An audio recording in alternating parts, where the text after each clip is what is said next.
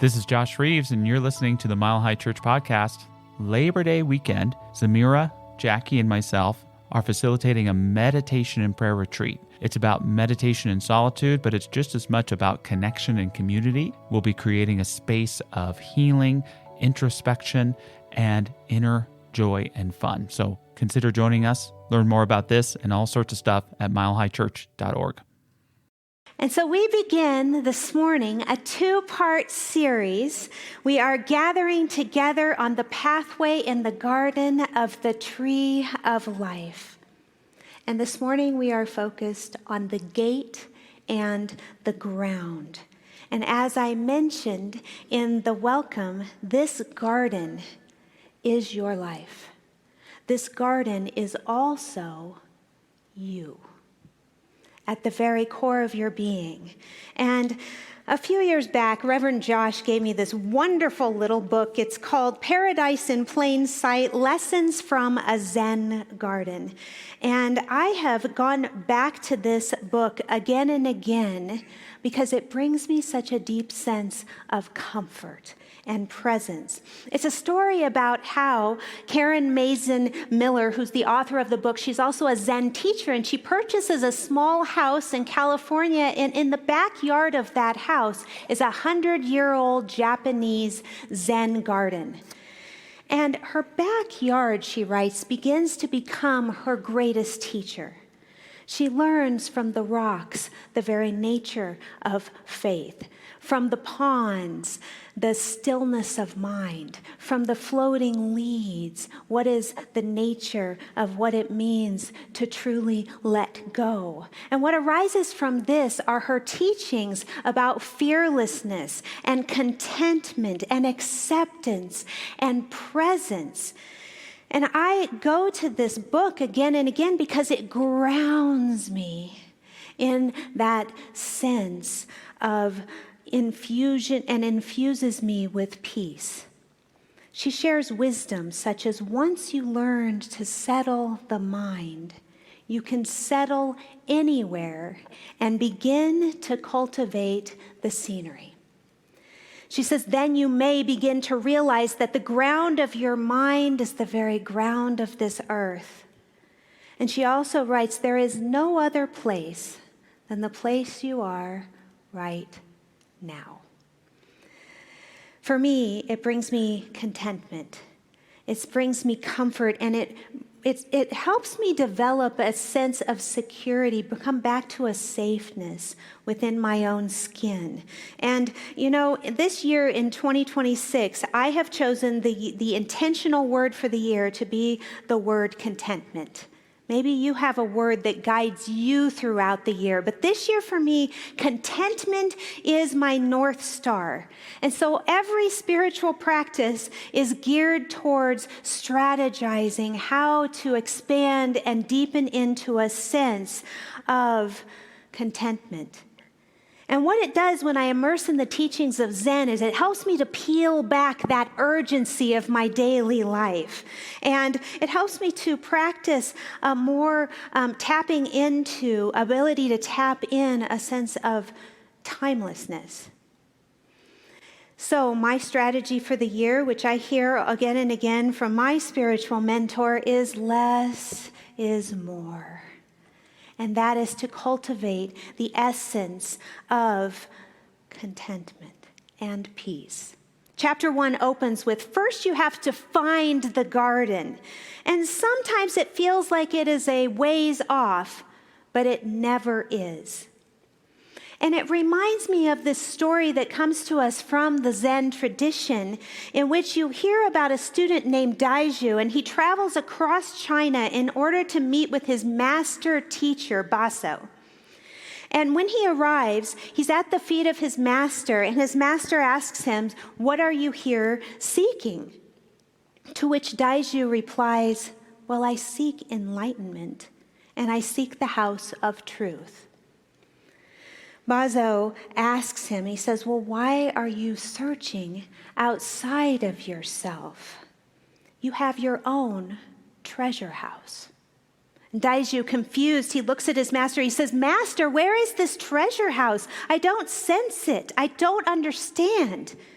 To which Baso answers, what you are asking is where the treasure lies. He says, that which is asking the question, the treasure is there. It contains everything you need.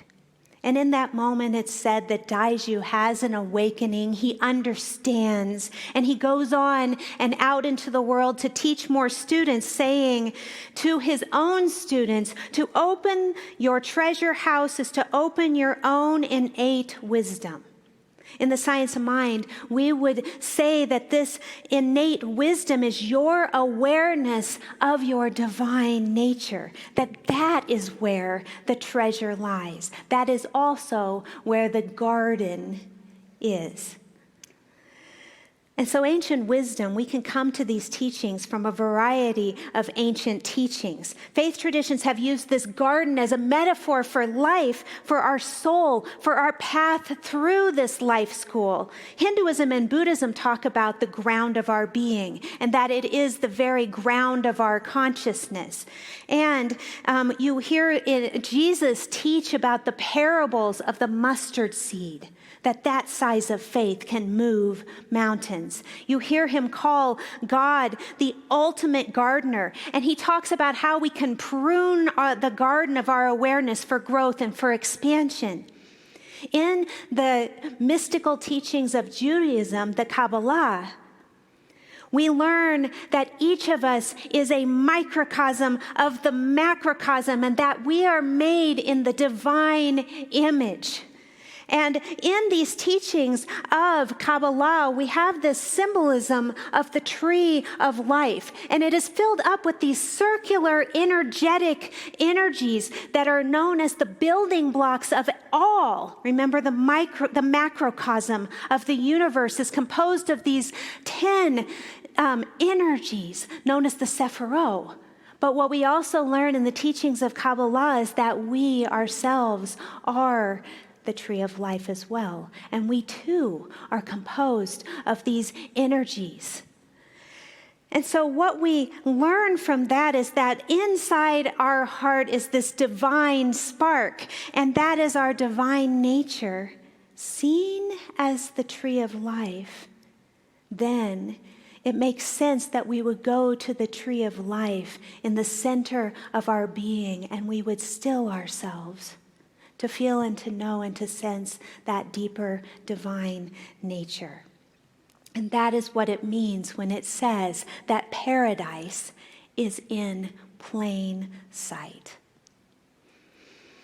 But what clouds our awareness of this paradise? What gets in the way of us knowing and sensing and feeling that we are in a garden of paradise, and that this garden of our life feels like a garden? I know for me, sometimes it feels like it's overcome with weeds or vines. Has anyone ever had that vine called the Virginia creeper? You know, it's a beautiful vine actually in your garden, and it'll cover the entire fence. And I had it once in my yard, and it is a very vital, prolific, multiplying vine. And what happens with this vine is that if you don't watch it and take care of it, I used to have visions that one day I would wake up and it will have grown through the front door, up the stairs, and it was going to find me inside my bed. Here I would be in the midst of all these vines. It really does that. But it's beautiful. But what happens is that these vines that cloud our awareness of paradise being in plain sight are the vines of fear itself. That is the energy that clouds our awareness. That's what the weeds look like. And fears that masquerade as unworthiness, as anger, as unresolved grievances, resentments, anxiety, fearful thoughts about world demise, what's going to happen, thoughts of judgment, division, thoughts of lack, thoughts of expecting things to be different. Virginia creeper. And also what is often in the midst of that, what happens when the fear chokes out the light in our awareness, we can become, I know for myself, I can become so myopically focused on what is going on and the challenges of my life that it can fear that I am so desperately alone. as if I am the only human that has ever experienced this. Fears of separation and being all alone. So this morning, we are reconnecting and awakening to the garden, to know ourselves as that tree of life, as the treasure of our awareness. We're focused on our own inner work this morning so that we can begin to recognize and celebrate paradise in plain sight. The first way, it's taught in the Zen teachings that the way, when you open up to the way, then the way will make itself known to you.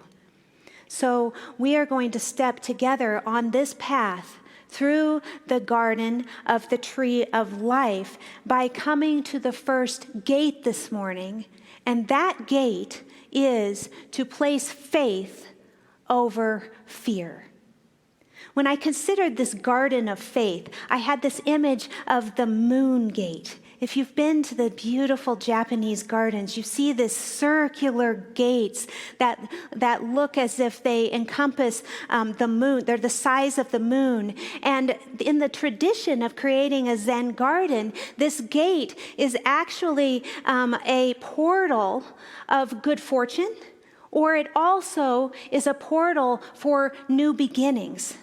So when we think of a gate, sometimes we think of a gate as an obstacle, and we're going to come to that in a moment. But in this particular gate, it is a gate that is not locked. It is always open. And our key to moving through this moon gate, our key to opening it, is our own willingness and our choice to move into faith and away from fear. And I know for myself, I think, I need to cultivate more faith. I need to acquire faith. I need to find faith. I need to reach for faith. And yes, it is a practice, but faith in its deepest sense is always present. It's always available to us. It is never left.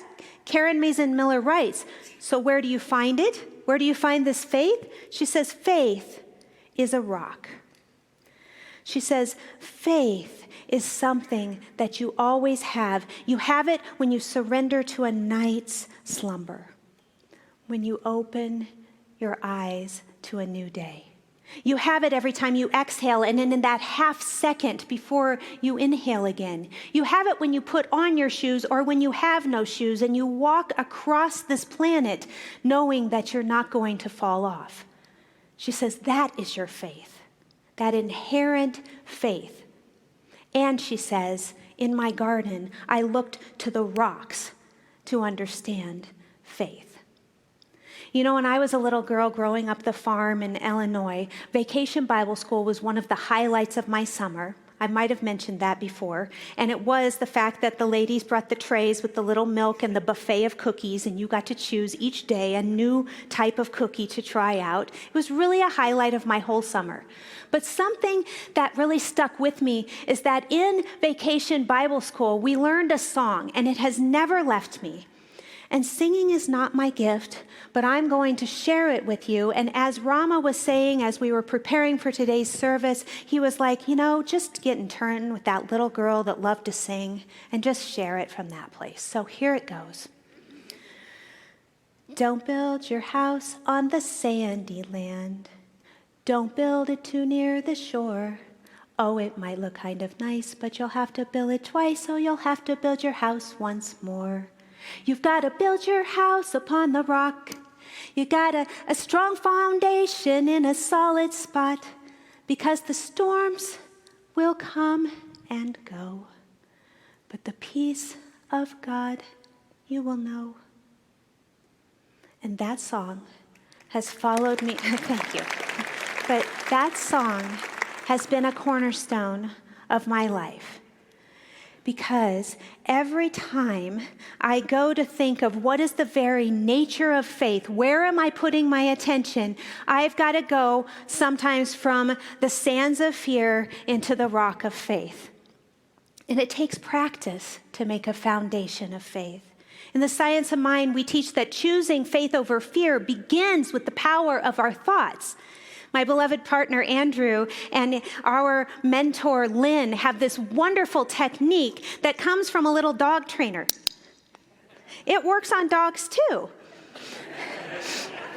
And, the idea is that you carry this thing around in your pocket all day, and when you have yourself coming across a fearful thought, you click it and you change it into something of more positive nature, or you replace it with a thought of gratitude. And I tell you, it works. Every time Andrew's doing this thing, I'm like, what am I doing? No, wait, what am I thinking? And you know what the beauty of this is that over time,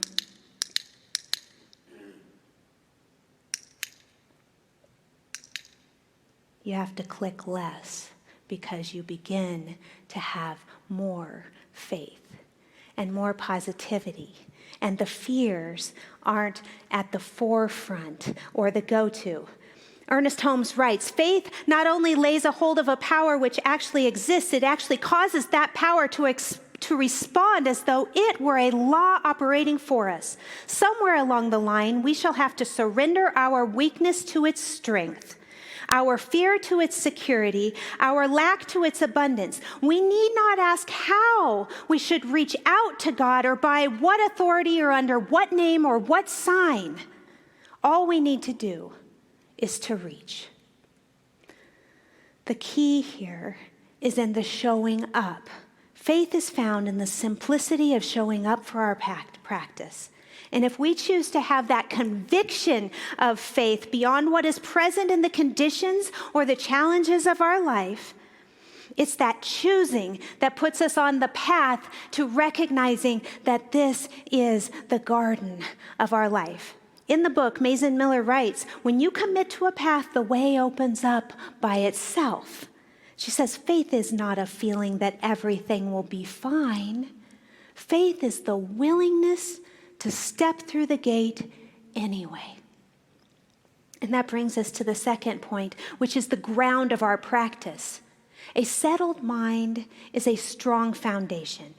Maezen Miller writes, whatever you practice, you will get good at. We all know those who are practicing, and when we're around them, we feel that they have grown solid as a mountain. They're strong yet tender.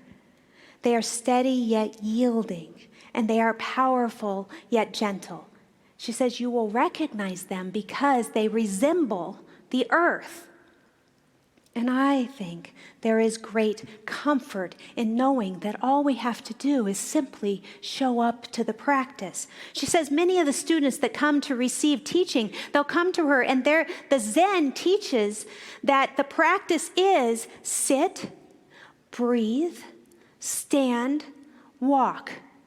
And she says they'll come to me and they say, well, how do I sit? And she says, sit. Well, how do I breathe? Breathe. What comfort there is in knowing that we have the freedom and the empowerment to just show up for the practice as we are and to just be. She says, just sit still and let the mud sink to the bottom. Life rises up on a sturdy stalk eventually.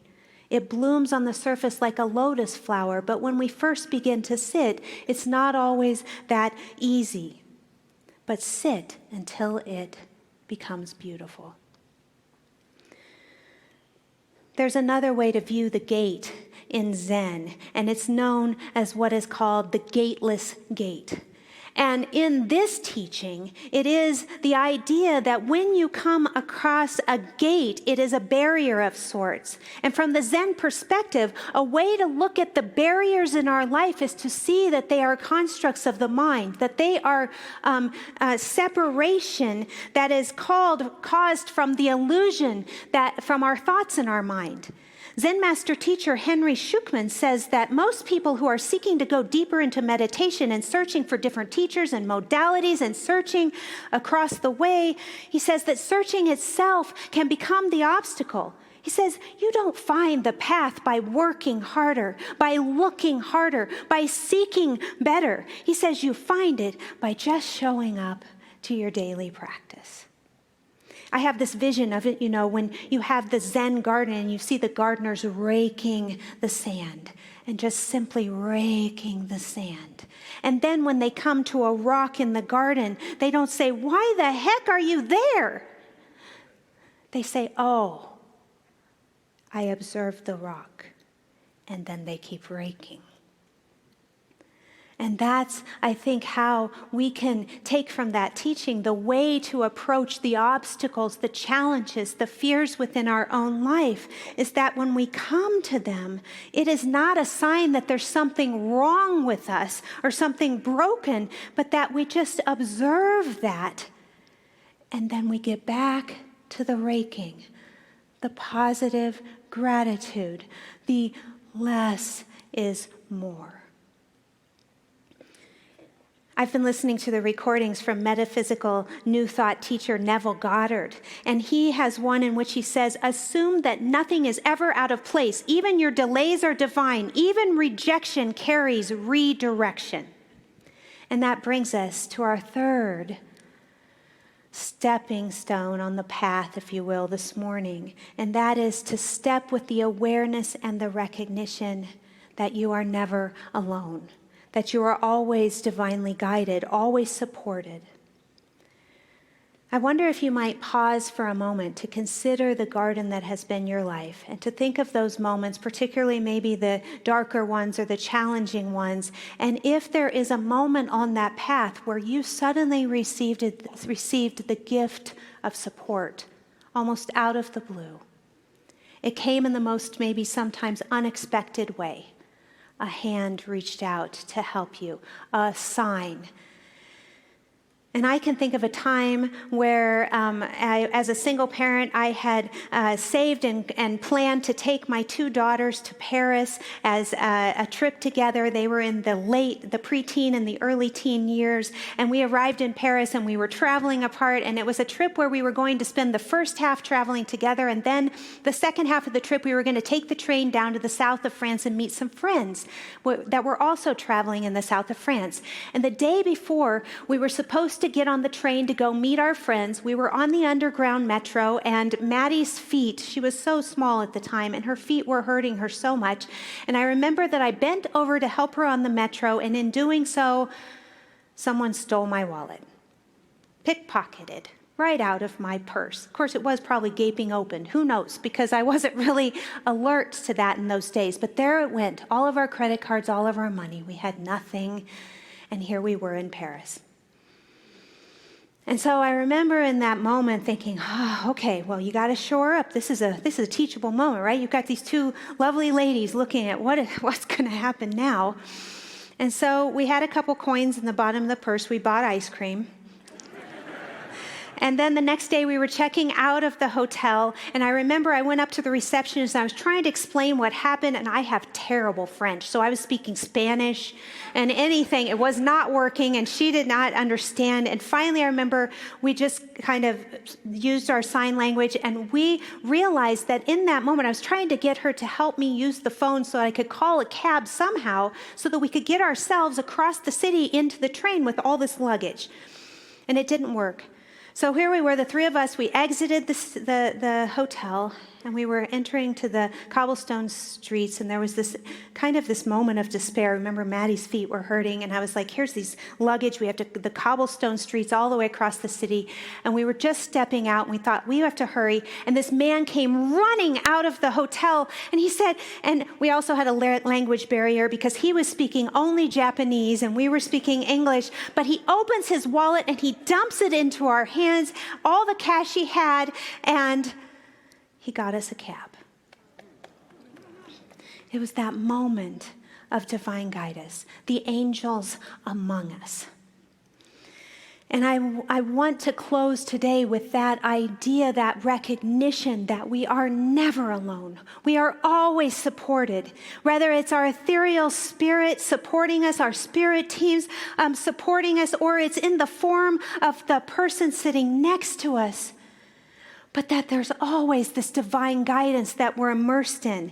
Last week, we had the blessing of Reverend Lloyd coming to be here in the sanctuary with us. And back in 2007, in one of his Science of Mind classes, he introduced me to a song that has stayed with me ever since. And it is the song by Bliss called 100,000 Angels.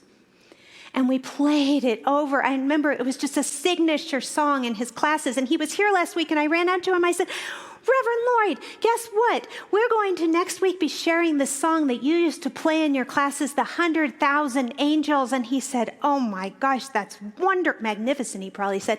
That's wonderful. I just listened to it this morning. And what I love so much about that song is that it reminds us that we are immersed in this vast support. Reverend Lloyd also wrote a poem that has walked with me in my spiritual journey since I received it. He wrote it, and it's about this very thing, how we hold the lamp and support one another, how each of us might be a tree of life, but our branches intersect.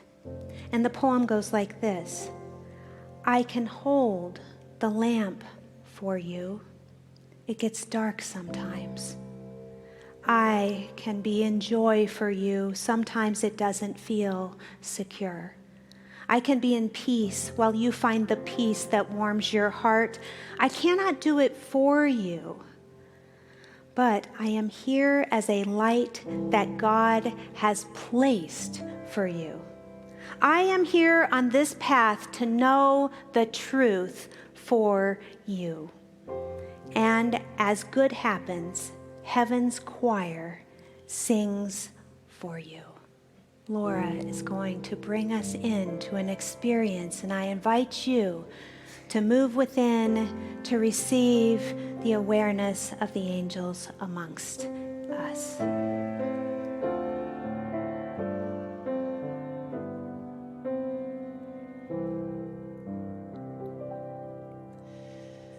Do you hear me talk to you? I whisper through doorways, the pathways of your mind, clear like the morning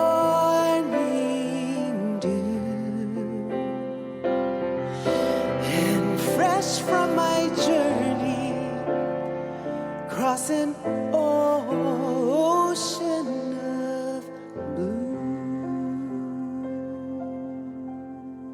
In this moment, we turn within for prayer.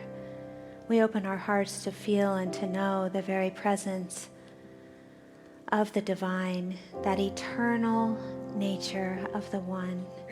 And what I know for each one of us is that we are securely on this path, in this garden, in the tree of life, each step conspiring to a deeper understanding, to awakening of that inherent divine nature.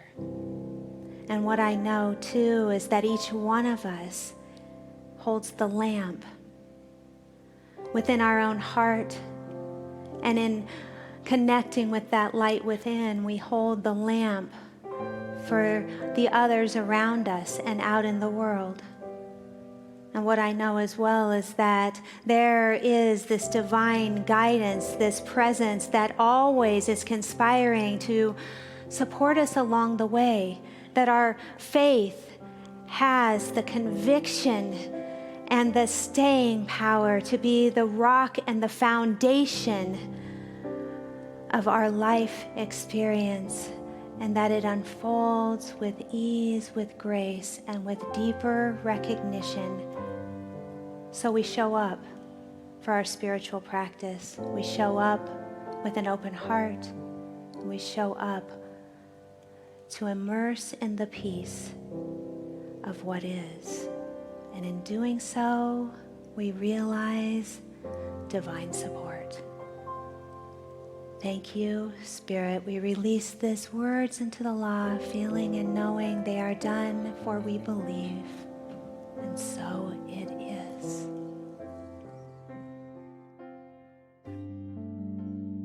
Thanks for listening to the Mile High Church podcast. This podcast is made possible by the generous contributions from listeners like you. To make a donation, please visit milehighchurch.org.